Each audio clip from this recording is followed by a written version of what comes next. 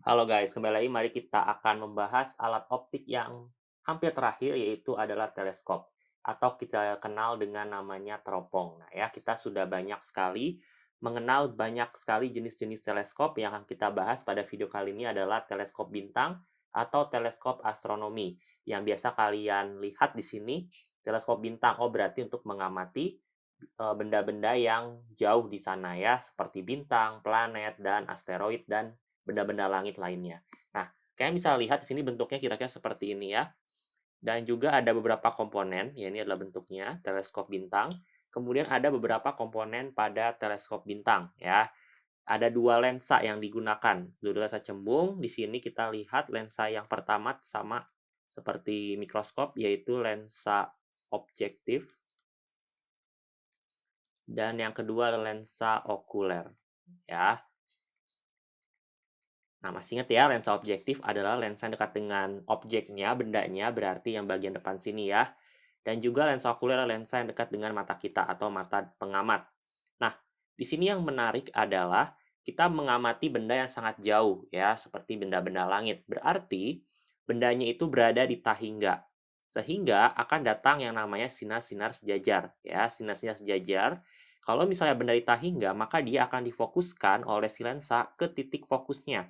Jadi, bayangan yang dibentuk oleh lensa objektif ini, karena bendanya tahingga, maka bayangannya akan jatuh di titik fokus ya.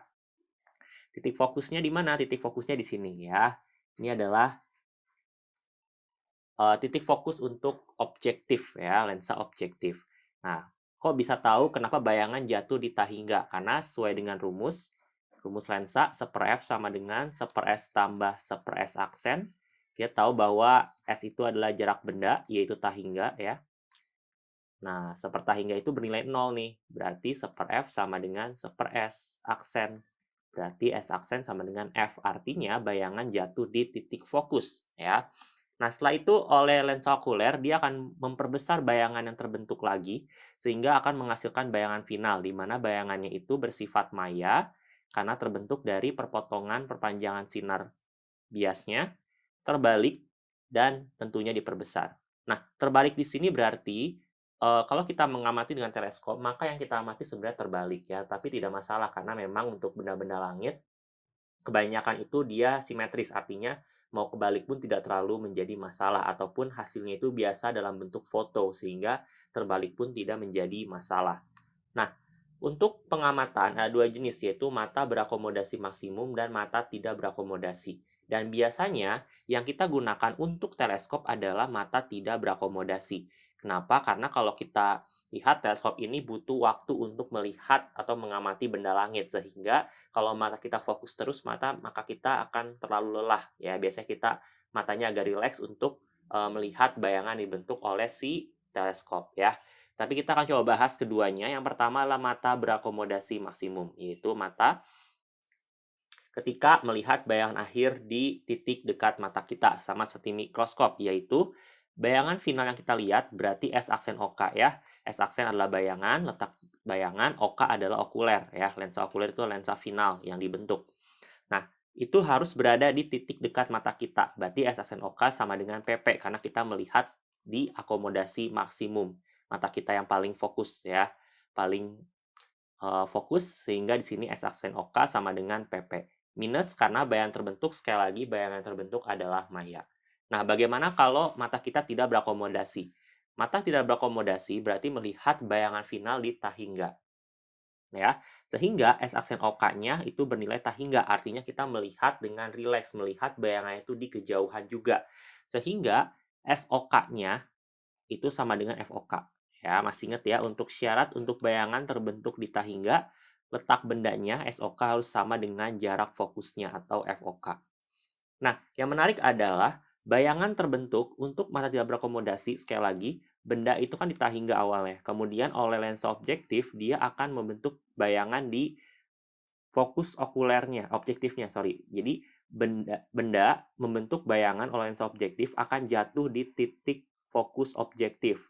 Nah, sedangkan untuk mata tidak akomodasi, bendanya itu harus di FOK ya. Ingat, bayangan untuk objektif adalah benda untuk okuler. Berarti karena benda untuk okuler itu di titik fokus FOK, berarti FOB itu harus sama dengan FOK ya. Sama di sini bukan berarti angkanya sama, tetapi titiknya sama. Sehingga FOK sama dengan FOB, dalam arti titiknya sama. Nah, kita akan lihat untuk rumus dari pembesaran bayangan maupun panjang teleskop ya. Di mana pembesaran sama, yaitu menggunakan pembesaran angular. Yang rumusnya akan saya buktikan di video selanjutnya, yaitu rumusnya adalah FOB dibagi FOK. Untuk mata akomodasi maksimum, FOB sama dengan FOB dibagi SOK ya. Dua rumus ini adalah perbesaran sudut untuk menghitung pembesaran bayangan pada teleskop bintang. Yang akan saya buktikan rumusnya di video selanjutnya.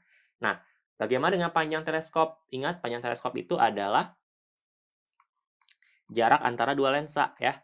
Kalau mata tidak berakomodasi, sekali lagi, titik FOB sama FOK, nah dia berada pada titik yang sama nih. Berarti panjangnya di sini kan FOB ya. Jarak titik fokus ke objektif, yang ini FOK ya, jarak titik fokus ke okuler. Karena mereka sama nih titiknya, berarti untuk panjang mikroskop D sama dengan FOB ditambah FOK.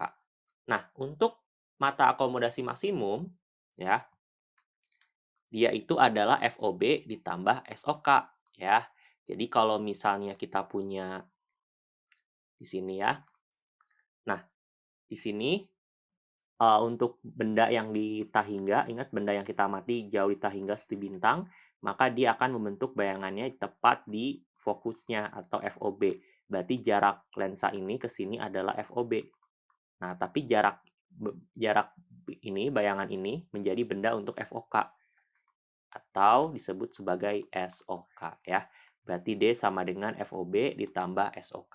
Nah, jadi itu adalah rumus untuk menghitung perbesaran bayangan dan juga perbesaran bayangan untuk angular ya, untuk teleskop dan juga panjang teleskopnya berapa. Terima kasih, semoga video ini bermanfaat.